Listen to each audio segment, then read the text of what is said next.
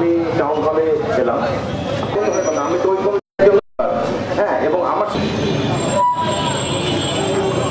চাওয়াটা ছিল একটা বিভাগীয় প্রোগ্রাম।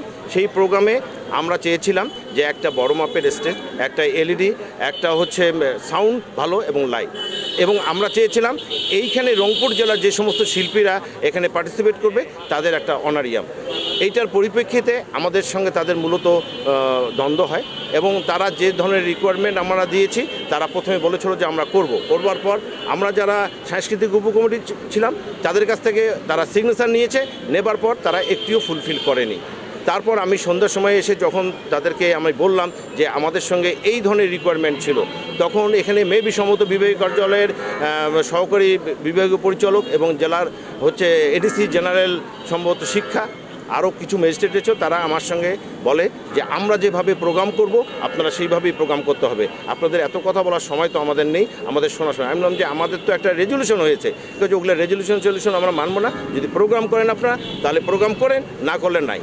যার কারণে আমরা রংপুরের শিল্পী এবং সাহিত্য এবং নৃত্যশিল্পী সবাই মিলে আমরা ডিসিশন গতকালকে নিয়েছি, তাদের সম্মানী যতদিন পর্যন্ত না দেওয়া হবে তাহলে আমরা জেলা প্রশাসন এবং বিভাগীয় কমিশনারের কাউকে বিভাগীয় কমিশনারের এবং জেলা প্রশাসনের কোনো আমরা প্রোগ্রাম শুনবো না। তারা আমাকে পরবর্তীতে বলে তাদের খাওয়ার বাজেট আছে 15 টাকা, আপনি যখন বলেছেন তখন সেটার বাজেট হবে 20 টাকা।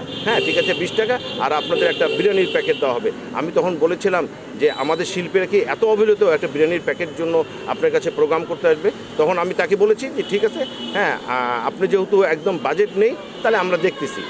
তারপর আমি তখনও মেনে নিয়েছিলাম যে যেহেতু বাজেট নেই, আমাদের রংপুরের ইজ্জত, আমরা তারপরও প্রোগ্রাম আমরা করতাম।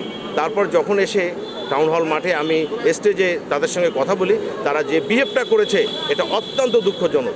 যার কারণে আমরা ডিসিশন নিয়েছি যে বিভাগীয় প্রশাসন, জেলা প্রশাসনের কোনো সাংস্কৃতিক প্রোগ্রাম আমরা করব না, যতদিন পর্যন্ত শিল্পীর মর্যাদা তারা না দিতে পারবে ততদিন করব না।